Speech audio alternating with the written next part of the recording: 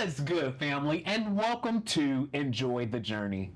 I am your host, Devontae Lamont, and today I have with me Robert John Connor. He is an award-winning producer, an actor, a singer, and an educator, and he is here to talk with us today about his journey. How are you doing today? I'm great, man. Thank you for having me. Thank you for being here. So I'm excited to have you here. We had a little conversation before we got started, and I was just praising you. One thing about, if you are in the Atlanta area, one thing that I believe that Robert John Connor is a living legend in the city.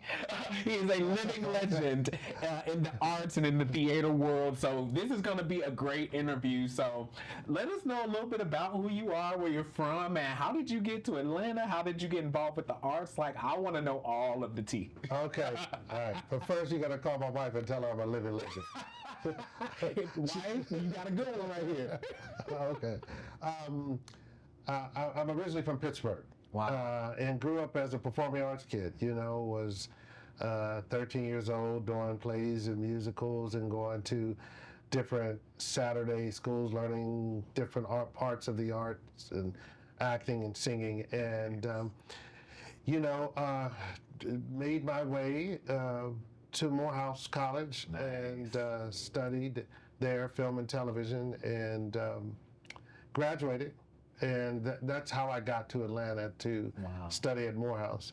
And have always had this kind of broad interest in the arts and entertainment and film and television, and since I was a kid. And coming from a city like Pittsburgh, big football town, and clearly I'm not a little guy, you know. Most people would say, oh, he's meant to play football, but I loved the arts. I loved what it did for me as a 13-year-old kid, being in a play and having that experience. And so, as I matriculated, opportunities came and opportunities were seized where I began to do more outside of performing and directing and, doing different things. And so here I am many years later, still, enjoying the opportunities to be creative, I love that. I love that.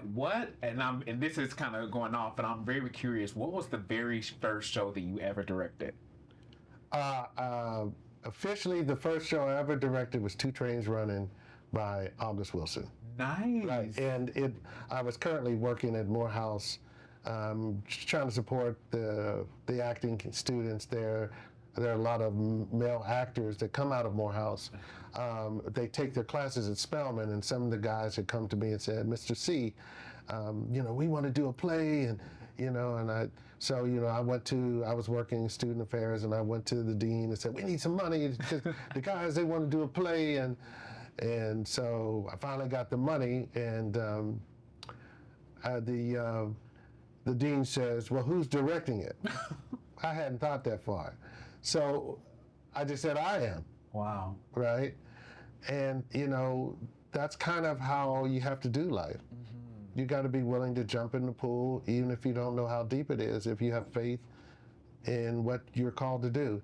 And so I immediately, collaborated with some of my creative partners, and we cast, and it was an exceptional show, and it gave me the confidence to say, hey, I can do this, because I used to always be in plays or in a musical and watch what other directors would do, and then I would have my own opinion and be making mental adjustments of how it really probably should have been as an actor. And you're never supposed to do that as an actor. You're supposed to focus on your character. So I knew at that time that I had an expanded opportunity, expanded gift to kind of be on the other side of the table, and I found joy in it. Wow. And it's challenging, but it's also rewarding. So let's go there. I think that is very interesting. First off, I remember you saying you went to Morehouse and you worked for Morehouse. Yes, I did. What was that experience like of being able to come back to your alma mater and be able to now be in a position where not only was I a student, or not only did I learn and get my education here, but now I'm giving that same opportunity to others? What is that feeling like? Well, first I'll say the Morehouse was probably the best experience that I've had. Nice.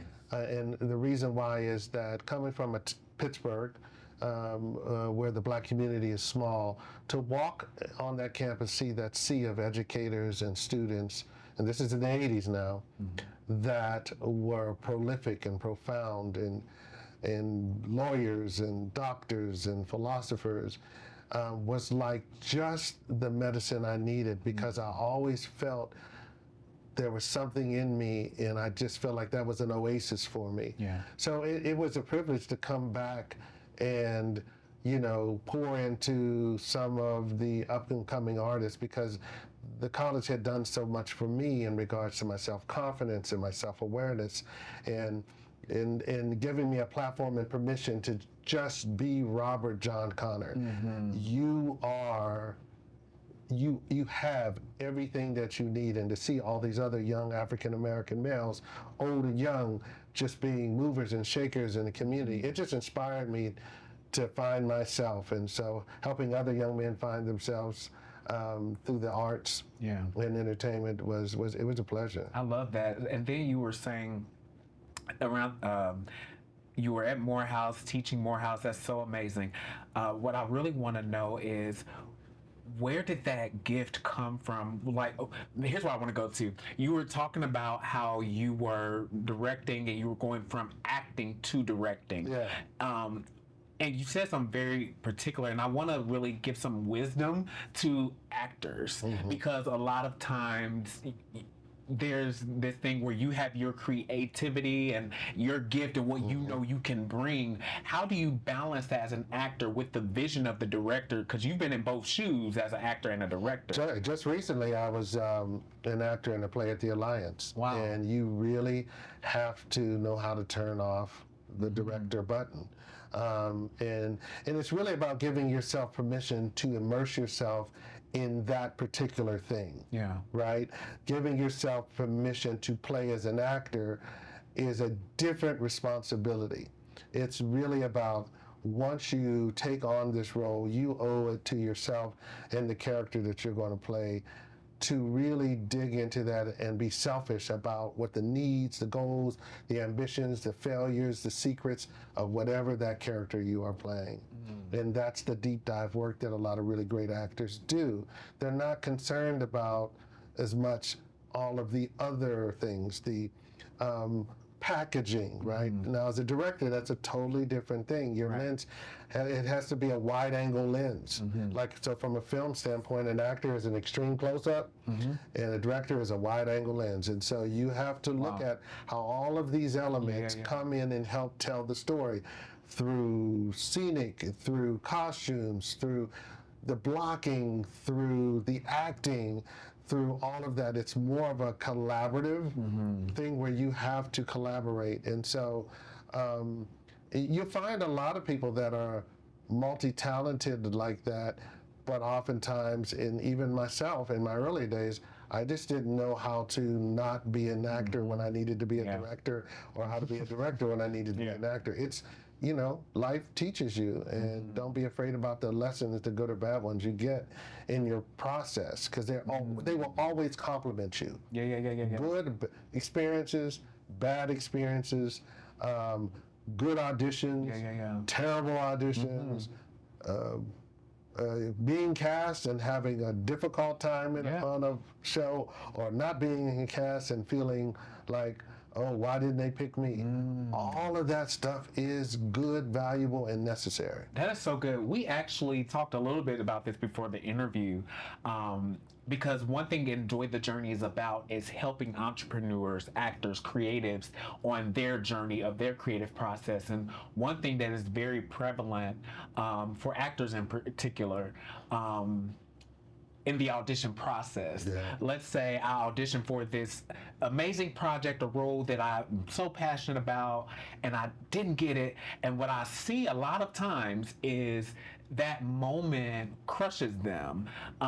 It crushes their dream, their ambition. It makes them question who they are.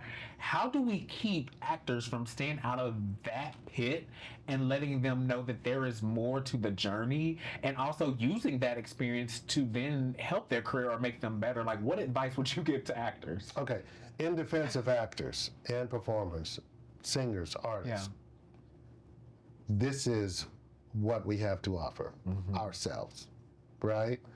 And so it is personal, and that's why it feels personal when you receive a rejection.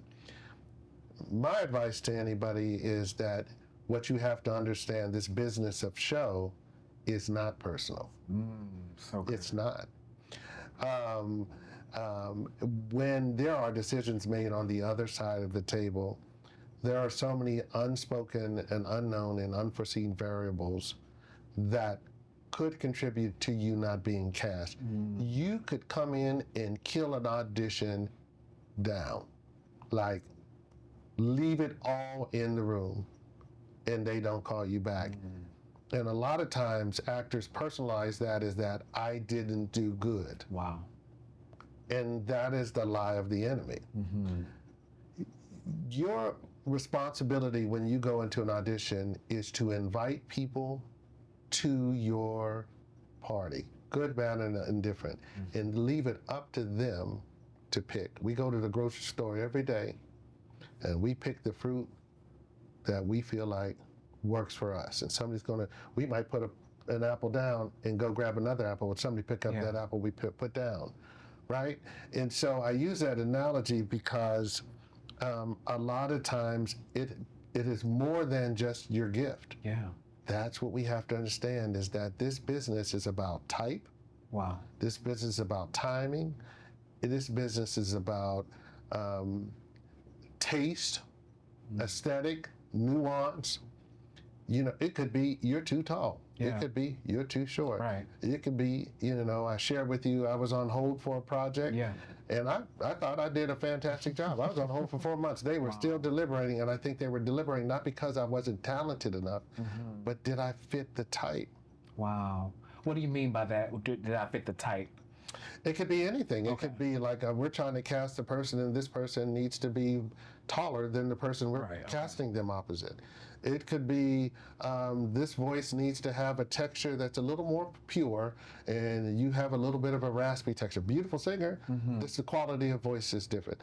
It could be a variety of things, and none of those have to do with whether you were great or not. So good. Right? And so we personalize the rejection, but we really have to really lean into the fact